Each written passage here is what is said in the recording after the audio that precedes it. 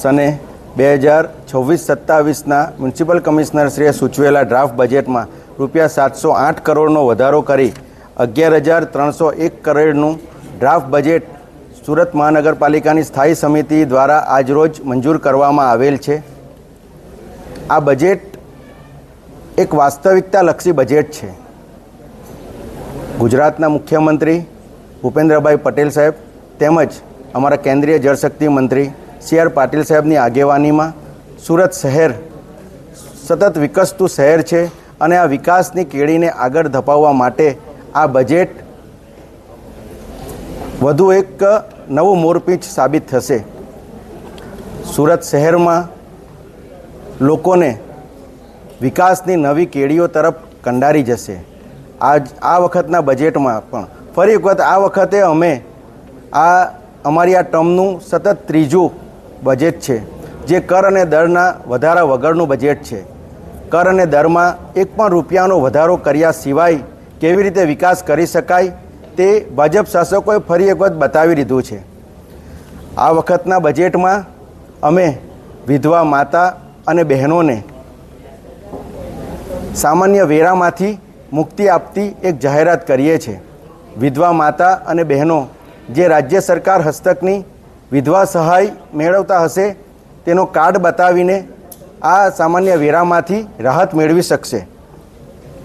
વડીલો માટે આ વખતે BRTSમાં મુસાફરી સુરત મહાનગરપાલિકા દ્વારા વિનામૂલ્યે કરવામાં આવશે।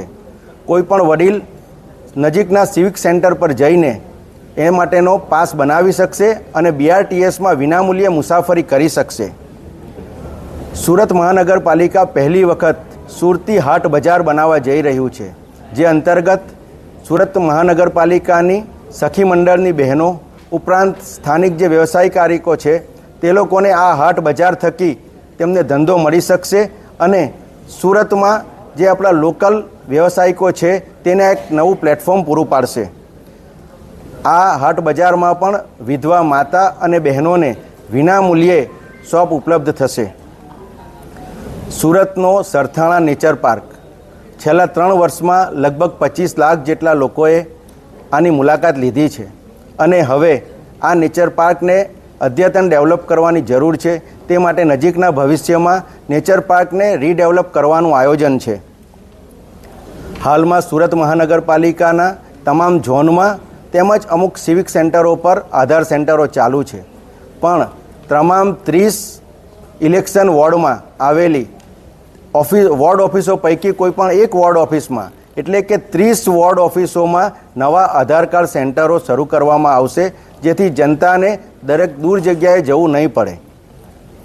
સુરત મહાનગરપાલિકા પહેલી વખત ધાર્મિક સંસ્થાઓને પાણી, ડ્રેનેજ, રસ્તા, પેવર બ્લોક, વોટર કુલર અથવા તો સોલર પેનલ માટે સહાય કરી શકે તે માટે 25 કરોડ રૂપિયાનું અનુદાન નક્કી કરવામાં આવેલ છે।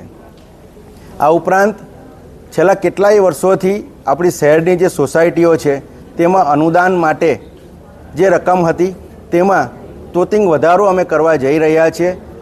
ચોરસ મીટરના જે 85 પૈસા ભાવ પહેલાં અપાતો હતો તેનો ચોરસ મીટર દીઠ ₹1.5 અને રેસિડેન્શિયલમાં ₹1 કરવામાં આવશે।